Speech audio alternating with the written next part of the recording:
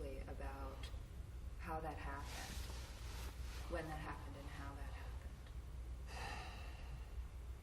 Well, that's a big story. Harpsichords were very much associated with the Ancien Regime in Europe, with royalty, even though they were very much involved with the middle class was very interested in cultivated arts, like very much including harpsichords. So the harpsichord was very popular with the bourgeoisie in Paris in the 18th century. But nevertheless, when the French Revolution came, the harpsichord was strongly associated with the royal past, and the piano, for some of the same reasons, was strongly associated with the New Order, and Mozart's opera Figaro was not as innocent as the movie Amadeus pretends. So he knew Mozart was very much a part of the New Order, and the piano was part of the New Order, and so the harpsichord became downright unhealthy in the French Revolution. If you had a harpsichord, that was a bad sign. So harpsichords became very unpopular very quickly. Nevertheless, harpsichords were regarded as valuable, so they were confiscated from families that were guillotined, and they were all collected in one central place, which was to be the new idealistic conservatory for the people. That's an interesting anecdote, because a few years later they had a cold winter and they burned them all for fuel, not before they made a list of all of them. So probably a large percentage of the finest harpsichords in Paris were collected systematically during the Revolution, and then in the early 19th century they were burned systematically, and so there was a wholesale destruction of the best instruments. And this is part of the explanation of why there are so few antiques that survive today, as opposed to antique violins. The survival rate of Stradivari violins is probably, I've heard estimates as high as 90%, and the survival rate of Blanchet harpsichords, which is the analog of Stradivarius violins, is somewhere between 2 and 4% or so. This is because they're much bigger, and they fell out of cultural use in the 19th century, of course. So it was a social and political change. It was a rather stark one at that. And of course, the French Revolution led thinking in the rest of Europe to a great degree, and in fact the monarchies in England and what is now Austria were very influenced by the events in France, to say the very least. So the shift towards pianos was all part of that. I'm sure musicians would be quick to point out that the taste of music and the kind of things that music was trying to do was changing very much, and pianos did that better than harpsichords. This has to do with dramatic changes of dynamics and lots of crescendos and so on. The exact things that harpsichord doesn't do, and lots of passion and Beethoven piano sonatas, for example, would be an excellent example. Well, Mozart's all a good example too.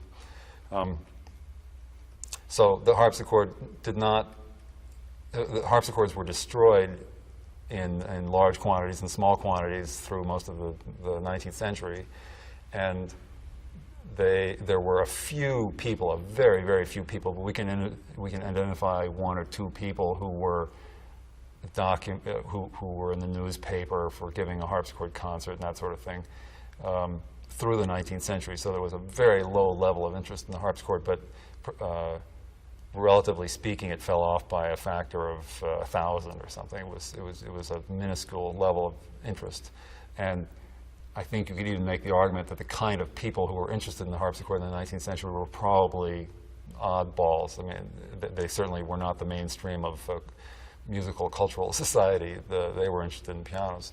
So, and then of course, the whole history of the revival of early music, as opposed to classical music being or art music being a current thing. Art music was a current thing all right through to the end of the 18th century. And then beginning with Liszt, Liszt was the first one to start programming works of Bach on his concerts. And before then, everyone just mostly programmed things that they had written themselves, or ideally, if they were a competent musician and capable of composing at least. So Liszt was sort of the first big exception, and so he began the revival of Bach. And to his credit, Brahms edited all of François Couperin, which is pretty amazing to think, because musicologically he did not understand a lot of what he was doing. There are many mistakes in the edition which owed to the fact that Brahms, who was no fool, had no way of understanding a lot of the ornaments and moving of clefs, and that sort of thing, and shows up in the edition. Can I pause you for a second? Well, in the late 19th century, there were a very few people who began to tinker with harpsichords, and their motives were probably more personal curiosity than anything commercial. They certainly weren't making enough to sell them. There was no market per se. And there were still a certain number of antiques floating around, and if you were interested in a classical harpsichord, the path of least resistance was to go to an antique shop and find one and try to get someone to fix it up for you. And apparently there were some organists who did that in order to have a practice instrument at home, because you have two keyboards. So the survival rate of two manual harpsichords is much, much, much better than single manual harpsichords, and that's one of the possible explanations of that they were saved by organists as practice instruments. It must be mentioned that there was probably no one in Paris or anywhere else who knew how to maintain a harpsichord anywhere near the optimum potential level that was considered normal in the late 17th and early 18th century, for example. That probably began to drop off even in the late 18th century. So there began to be isolated experiments with making harpsichords. We have to differentiate between historically inspired harpsichords and harpsichords just for the sake of harpsichords. Some of the first attempts were heavily influenced by historic models. We don't know terribly much about those, but we know that they were done, and there are a few, like literally 2 or 3, that survive that exist, and they're surprisingly nicely done. They did not know what they were doing. They were obviously just looking at an antique and copying it in an unquestioning Chinese copy kind of way. So, and then aside from Landowska, the only other person who was interested in this line of thinking was Arnold Dolmetsch, who was in England, and he began to copy instruments, not only harpsichords, but clavichords and lutes and recorders and all of the earlier instruments. And he began to do that in the 1890s, late 19th century. And then just after the turn of the century, he came to Boston and made several dozens of harpsichords with Chickering, and then he went back to Paris and made some with Gaveau. And some of those instruments, again, are surprisingly nice. And again, he could not have known what he was doing the way we know now, but they measure up to contemporary standards very well. I wanted to kind of move into the play out. Right, I was avoiding starting on Landowska. That's fine. No, I think that's a good idea. I think that, he's important to mention. So could you talk about what you understand to be the relationship between Pleyel, the piano company, and Landowska, in terms business relationship? Yes, how was it that Landowska began to work with Pleyel and design the harpsichord that she designed? Before we start, do you remember when Pleyel was, I don't know if we're rolling now or not, but when Pleyel went bankrupt, the last piano the serial number that they sold that went out the door was number 200,000. And the last harpsichord serial number that went out the door was 70. So for the beginning with Landowska at the turn of the century, they were clearly using the harpsichord as an advertising stunt to advertise pianos. They were selling pianos, lots of them, and that was their main business. And they made this very small number of harpsichords, most of which we can track down and identify today. Half of that 70 were spinets. They, in their serial number registry, they did not differentiate between harpsichords and spinets, and we know that approximately half of them were spinets. So the Pleyel harpsichord legend is based on approximately 35 or maybe 40 harpsichords. It's amazing. I mean, it's a real credit to a mythos thing. So could you describe exactly what is unique about the Pleyel harpsichord? And I understand there are like certain features, like the 16-foot stop, and explain what that does. What does the 16-foot stop do? Or what does the metal frame do? Mm-hmm. Okay, is this rolling all the time? Yeah. Okay. That's Okay, it's totally broken down. I was trying to stay formal. Well, yeah, get out your scissors here a lot. So Yeah. Do you want to talk about the how they got the idea to try to make a harpsichord in the first place? Isn't that part of the sequence? We have a lot. When Pleyel began to make harpsichords, and this was part of a general rising of awareness, but Landowska's interest in the harpsichord certainly was a major part of this impetus. Their instinct was to take advantage of the technology they'd learned making pianos in the 19th century. So their instinct was not to go back and look at antiques and be reconstruction the way we are today. And initially, the instruments they made were made all of wood. So there was a period where everyone was different, apparently. There were many different ones from those early years. But they pretty quickly arrived at a classic model, and this model was closer to a piano than their earliest attempts, even. So they quickly decided that they should have a metal frame, and they quickly decided that they should have relatively high tension on the strings. The tension on a piano string, on a modern piano, is between 10 and 20 times as much as a harpsichord string. And so the total tension on a piano is 200 times as much as a harpsichord. So to sustain that tension, you have to have a metal plate. And the Pleyel harpsichord was developed to have a metal plate, just the same as a piano. So it was piano technology, totally. Well, when you have a string that's stretched so very tight and you pluck it, you don't displace the string very far. If you have a relatively looser string, a guitar is even much looser than that, the string displaces quite a bit, and the string does interesting things in the first quarter second. So it gives an articulation, it gives a sound like chow, and what's happening is the string is going through a violent moment of the pluck, and it doesn't organize itself well, and then it takes a quarter of a second until it starts vibrating in a regular way. And that unstable split second gives you articulation. Well, apparently they decided that articulation was undesirable. Well, today we think of it as desirable. But they were trusting their own instincts, and that's what they did.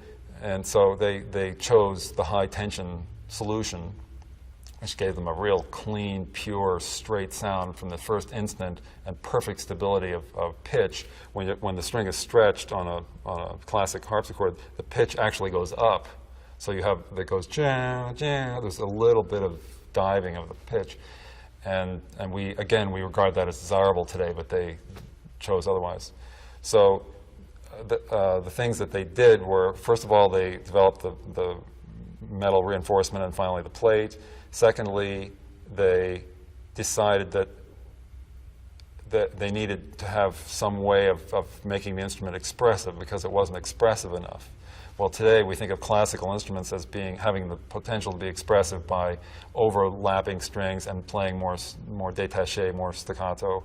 But this tradition didn't exist then. I mean, they were starting really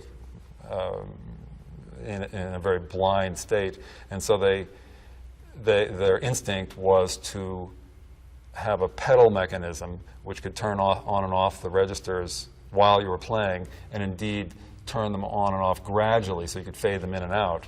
And this became a large component of the evolved artistic style and device of Landowska. and this was very much associated with the Pleyel. The Pleyels had many pedals. I know people who have boast how many pedals they've seen on a Pleyel. I don't know what the record is, 20 or something. So that was highly evolved, and not immediately, but eventually they also hit upon the idea of having a 16-foot stop. So the term 16-foot comes from organ terminology. In an organ, a pipe or a column of air, 8 feet long, gives you a pitch, because that's the laws of physics. Well, that pitch, 8-foot column of air pitch, corresponds to C, 2 octaves below middle C, which was for hundreds of years the lowest note on virtually all organs, and on harpsichords too. There was a long period when C, great C, was the lowest note. So on an organ, the pipe is literally 8 feet long. On a harpsichord, that string is not 8 feet long. It simply produces the pitch, which corresponds to the organ. In fact, in the 18th century, they didn't use organ terminology, because the harpsichord world was a fully mature subculture. They called 8-foot pitch unison pitch, and the octave pitch, the 4-foot pitch, they called the octave. And the 16-foot was much, much, much less common. There were 16-foot choirs of strings and registers on antique harpsichords, but they were very rare, and they probably would have been called sub-bass or something like that, which also exists in organs. So the Pleyel harpsichord evolved with these possibilities, which were more and more far removed from classical instruments. And Landowska was a brilliant, highly talented artist, and she learned how to use them to great effect. And this takes us up into the 30s, and by the 30s she was making recordings, and she certainly figured out quickly that with the new recording medium which existed, that the limitations of the instrument, which was primarily that it was not very loud, on a record it sounds magnificently huge, grand, and that was certainly the sound that I imagined she was after. And so the recorded version of her instrument, which was in fact pretty meek, but when you played it back, even with primitive recording systems, it gave a very grand effect. So she's probably a good example of someone who made, she might have been the first person in recording music that actually made her instrument more viable in the recorded form than the original form, in contrast to early recordings of Caruso, for example, which could not possibly equal the original.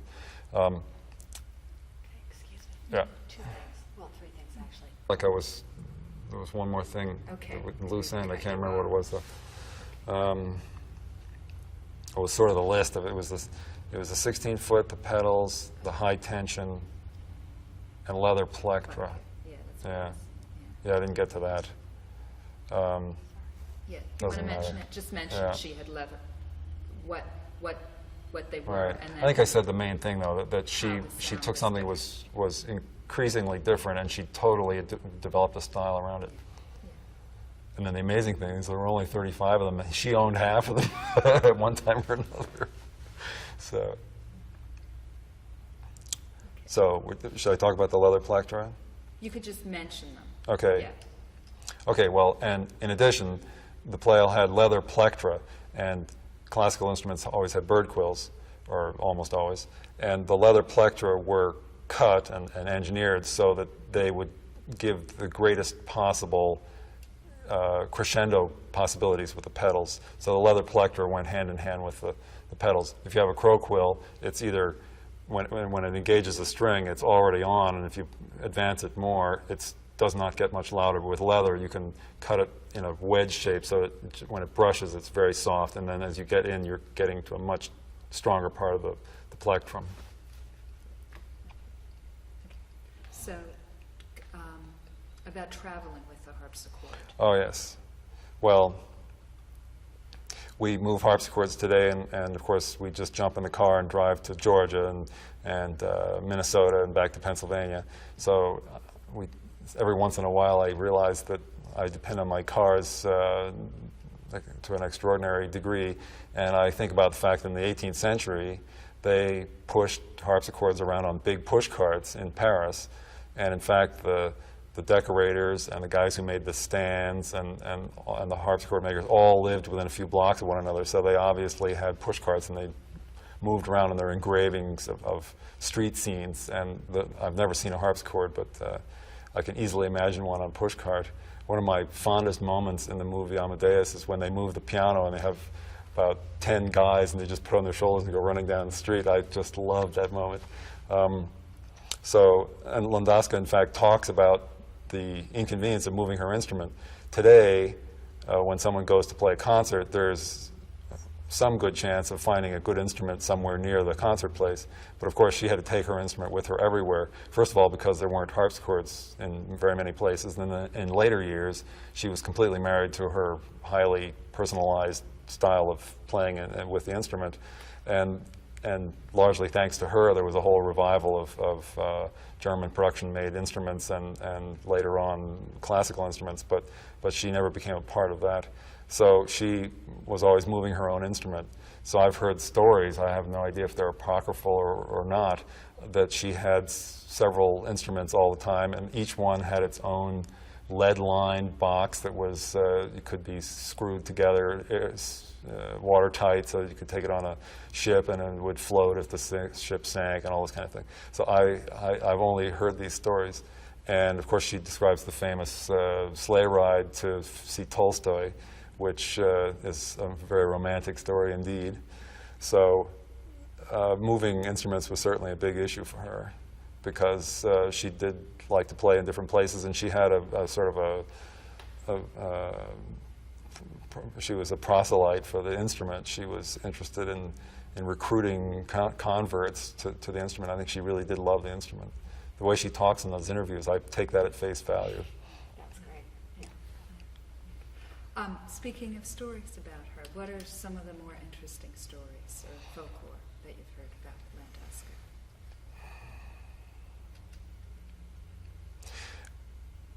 Do you have a lot of this from other people? Some, yeah.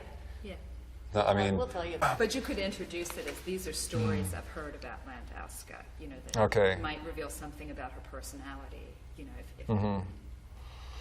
that's really the point of telling the story, is that it sort of has something to do with her legend. Okay, well, I was born in 1947, so I could have heard Landowska if my parents had been erudite parents, but they weren't quite that erudite. I lost my train of thought. Oh, yeah. So there are many stories of Landowska's personality and her performance style and her way of dealing with adverse situations.